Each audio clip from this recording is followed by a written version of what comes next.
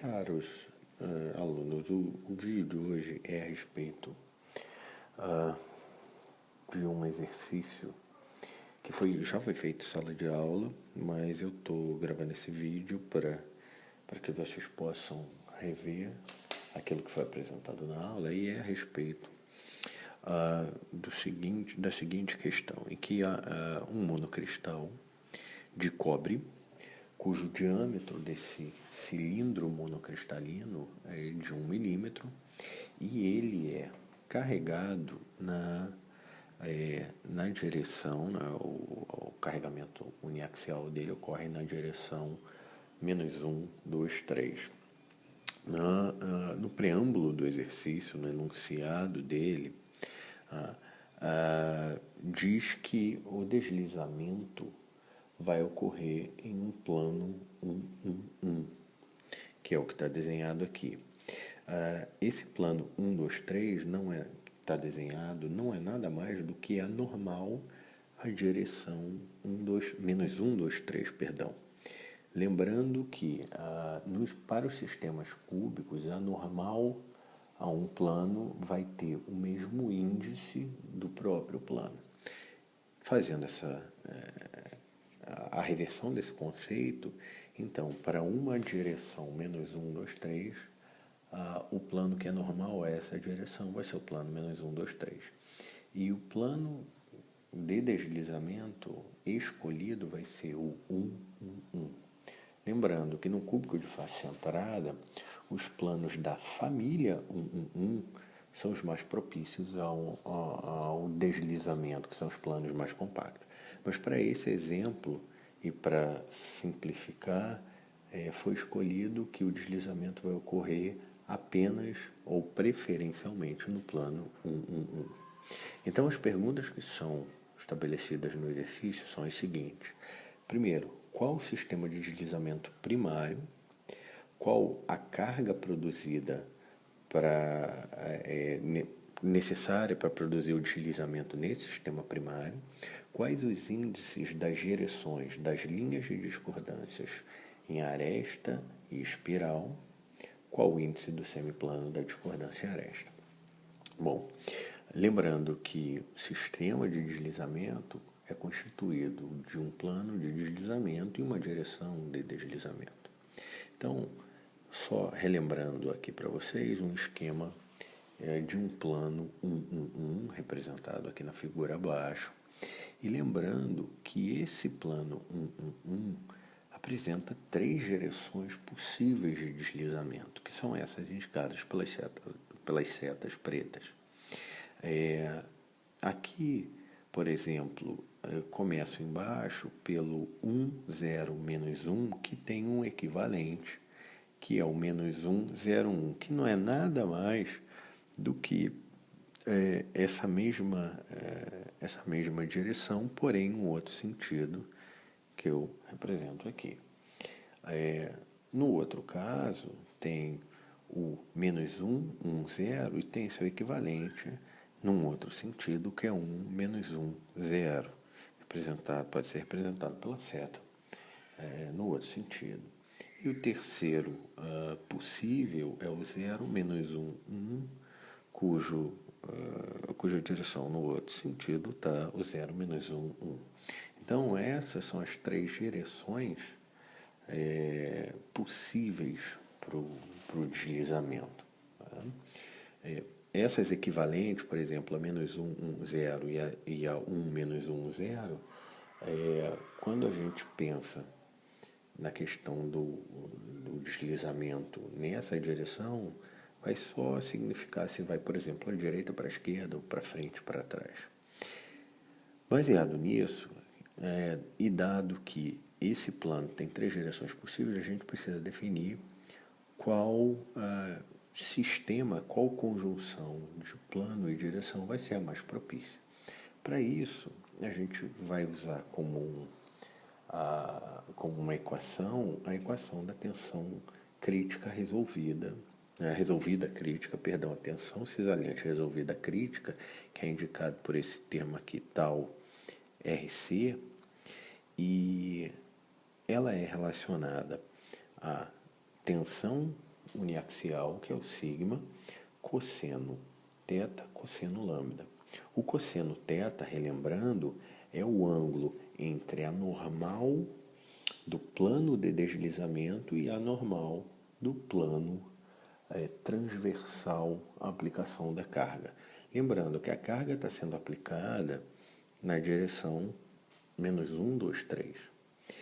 E essa vai ser a normal ao plano. A normal ao plano de deslizamento vai ter o mesmo índice do plano de deslizamento. Então, vai ser 1, 1, 1. Esse ângulo é θ. O ângulo lambda, ele vai ser relativo perdão, ao ângulo entre as direções de deslizamento e o eixo de carregamento. Então, vai ser o ângulo entre as direções que devem ser testadas nos três casos, -1, 1, 0, 1, 0, -1 e 0, -1, 1, ou os seus equivalentes, conforme eu estou dizendo para vocês, e deve ser definido em função do cosseno lambda. Para isso, a gente pode usar o fator de Schmidt. O produto cosseno θ, cosseno lambda, também conhecido como M, é chamado de fator de Schmidt. Esse fator de Schmidt ele relaciona a tensão cisaliante à tensão normal, a tal a sigma. Eu posso relacionar esses dois e isso vai ser uma relação importante mais para frente no exercício. Então, eu posso dizer que sigma M é igual ao tal crítico resolvido.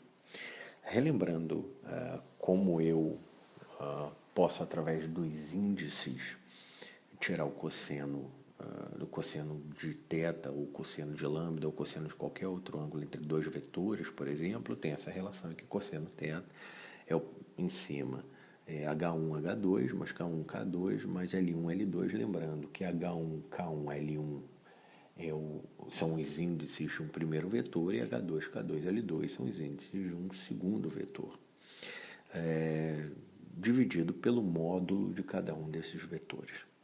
Então, ressaltando, como já disse há momentos atrás, existe o plano 1, 1, 1 com três direções possíveis, a 0, -1, 1, a -1, 1, 0 ou a -1, 0, 1. Tá? E nós temos que testar essas três direções para buscar o maior fator de Schmidt. O cosseno θ vai ser tirado pelo produto entre -1, 2, 3 e 1, 1, 1, que é a normal ao plano de deslizamento, como eu já ressaltei. E para as direções, nós vamos fazer os produtos escalares dessas três direções versus -1, 2, 3. Então, aqui, só refazendo o desenho do monocristal com plano de deslizamento, plano normal, tem esse plano 1, 2, 3, que é o plano normal ao meu eixo de carregamento, e o plano 1, 1, 1, que vai ser o plano de deslizamento. Então, fazendo a relação aqui do cosseno θ, chega-se a 4 raiz de 42. Cosseno θ vai ser o produto de cada um dos índices. Então, por exemplo, o 1 vezes -1, 1 vezes 2 e 1 vezes 3. Essa soma resulta em 4 no numerador, e no denominador é o módulo dos vetores que perfaz raiz de 42. Então, o cosseno θ é aproximadamente 0,617. E testando as três direções do plano, as direções que consistem desse plano de deslizamento em relação ao carregamento em 1, 2, 3, nós temos que o produto escalar entre -1, 1, 0 e -1, 2, 3 dá um valor de 3 sobre raiz de 28. Aqui é importante ressaltar um aspecto importante. Se vocês fizerem o produto escalar em vez dessa direção -1, 1, 0, usarem a sua equivalente de 1 menos 1, 0, tendo o produto por menos 1, 2, 3, vocês vão achar, em vez de 3 sobre raiz de 28, menos 3 sobre raiz de 28. Isso não constitui um problema, porque o que se busca aqui é o valor absoluto desse produto escalar. Porque não é nada mais do que quando você pega o negativo dessa direção, ou o seu equivalente, o menos 1, 1, 0, e faz menos 1, 0, o que você está fazendo é promovendo o deslizamento naquela direção num outro sentido. Tá? Então, a gente chega em módulo, esse valor em módulo é 3 sobre raiz de 28. Fazendo para a direção menos 1, 0, 1, no produto a menos 1, 2, 3, chega-se a 4 sobre raiz de 28 ou menos 4 sobre raiz de 28. Dependendo se vocês consideraram a outra direção. E no terceiro caso, que é a 0, menos 1, 1, no produto a menos 1, 2, 3, chega-se ao valor de 1 sobre 28 ou menos 1 sobre 28, caso vocês tenham usado 0, 1 a menos 1. Observando esses três valores, nota-se que a direção menos 1, 0, 1 é a que apresenta o maior valor absoluto de 4 sobre raiz de 28. Tá? Então, isso vai ser, eu estou ressaltando aqui, que é aproximadamente 0,756. Então, o sistema primário, respondendo a primeira pergunta, vai ser 1, 1, 1, o plano de deslizamento, na direção 1, 0, menos 1, ou menos 1, 0, 1. O que responde a questão sobre o sistema primário de deslizamento. Para calcular a carga necessária para promover esse deslizamento, a gente vai usar a notação do fator Schmidt. Lembrando que o fator Schmidt M é cosseno θ, cosseno lambda. E esses dois valores nós já definimos para o sistema primário. Por que esse sistema é o sistema primário? Porque apresenta o maior fator de Schmidt. E como no fator de Schmidt eu estou relacionando o tal, que é a tensão crítica resolvida, com a tensão normal, a que está sendo aplicada na direção menos 1, 2, 3, quanto maior o fator de Schmidt, mais fácil é atingir essa tensão resolvida crítica com uma tensão normal. Então, o maior valor vai promover antecipadamente o deslizamento nesse sistema primário. Então, multiplicando o 0,617 que a gente achou para cosseno θ vezes 0,756, que é o valor de cosseno lambda, chega-se a 0,466. Cuidado, o que foi perguntado é sobre a carga, não a tensão. Então, não basta vocês chegarem e colocarem que a tensão crítica resolvida é igual a σm, porque está em função de carga e não em tensão. E como é que a gente vai obter a tensão crítica resolvida? Basta buscar na literatura valores tabelados. Lá no próprio Dieter tem que a tensão crítica resolvida para o cobre é de 0,65 megapascal.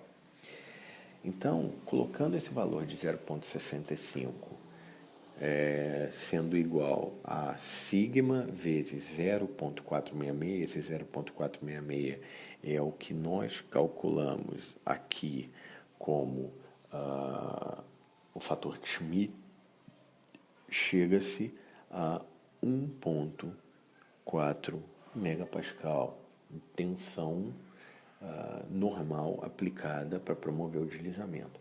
Mas o que se pediu na questão foi a carga. E aí a gente vai lembrar da notação de que tensão é carga sobre área. E como é que a gente vai tirar a área? É simples. É um corpo de prova cilíndrico, então sua seção transversal é circular, é um círculo, e foi dado o diâmetro de 1 milímetro no início. Dado que o diâmetro é 1 milímetro, a gente chega que a área é π sobre 4, e eu tenho a tensão e tenho a área, posso chegar à carga. Tá? Essa área está em milímetros quadrados. E a tensão está em megapascal. 1 megapascal é igual a newton, 1 newton por milímetro quadrado. Tá? Normalmente vocês já viram em física que o pascal é newton por metro quadrado, mas como a gente está considerando megapascal e milímetro quadrado, então essa relação vale, e ainda assim é newton a carga. Usando essa equação e os valores já estabelecidos, chega-se que a carga é cerca de 1,1 newtons, 1,1 newton, a carga necessária para promover o deslizamento naquele sistema, no sistema 1,1,1, na direção 1,0-1. Bom, a questão 3 pede quais são os índices das direções das linhas de discordância aresta e espiral.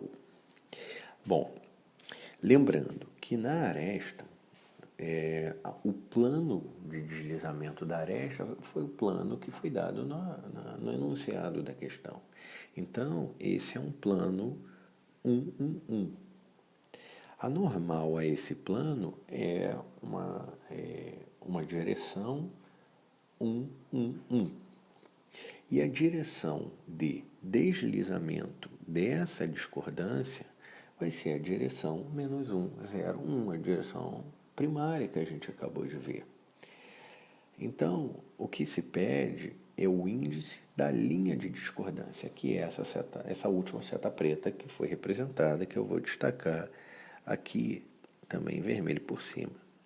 Essa é a direção da linha da discordância. Reparem que ela vai ser perpendicular à direção de deslizamento e, deixa eu ressaltar de outra cor aqui para ficar mais fácil, a direção de deslizamento, que é essa em amarelo, e a outra linha amarelo, que é a normal ao plano de deslizamento, que vai ser a direção 1,1,1. Então, baseado nisso, eu tenho dois vetores que são normais a esse vetor HKL, que eu não sei quais são seus índices. E aí eu posso usar a notação de que dois vetores perpendiculares entre si têm seu produto escalar zero. É a mesma noção da questão da direção que pertence ao plano, que na verdade não é a direção que pertence ao plano, é a direção que é normal, a normal desse plano. Tá? Então, o que a gente vai fazer é fazer o produto escalar dessa direção HKL, que a gente não sabe, por um desses vetores, esses dois, ou 1,1,1 ou -1,0,1. Lembrando que, como o produto escalar é zero, eu só preciso zerar esse numerador da equação. Então, considerando HKL, o produto de HKL 1,1,1 sendo igual a zero, chega-se que H vezes 1 mais K vezes 1 mais L vezes 1 é igual a zero, logo, menos H é igual a K mais L. Deixa eu só mudar a cor aqui. Menos H é igual a K mais L. Usando o outro conceito do HKL normal a -1,0,1, a gente tem que menos H mais 0 mais L é igual a zero, logo H é igual a L.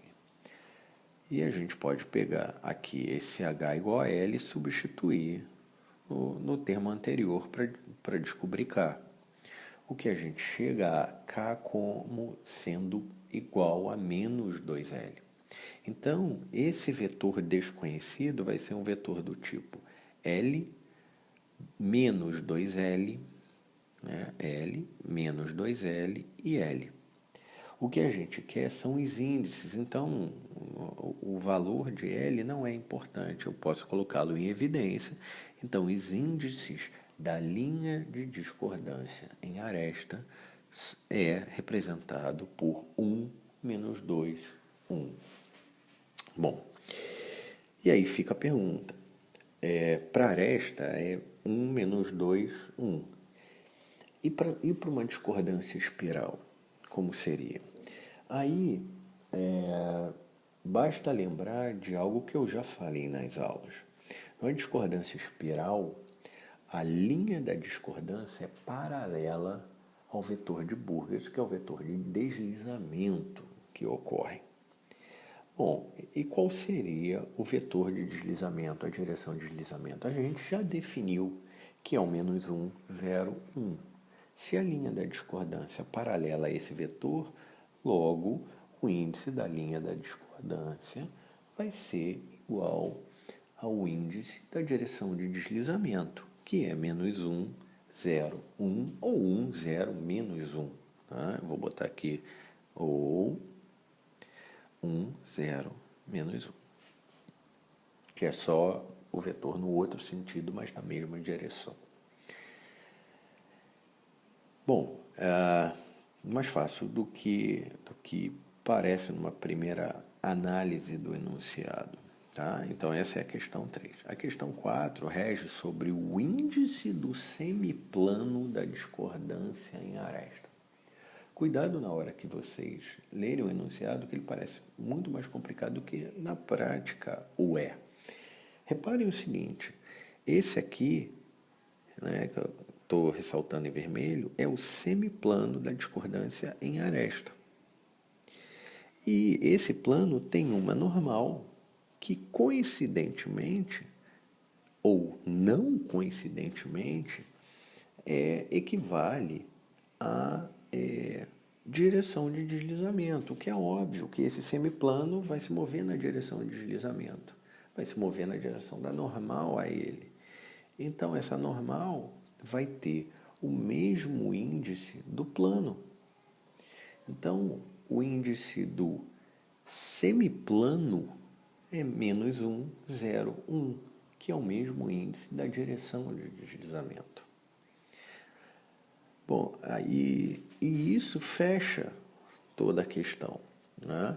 Então, nós definimos, baseado só naquele plano 1, 1, 1, as 3 direções de deslizamento e determinamos qual conjunto de plano e direção, formando o sistema, tem o maior fator de Schmidt, logo vai ser o plano primário de deslizamento.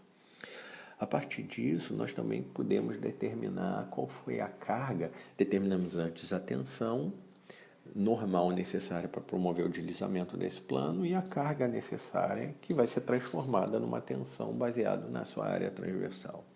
Também definimos os índices da linha da discordância em aresta e espiral e definimos qual o índice do plano, do semiplano de uma discordância aresta. Obrigado, até a próxima.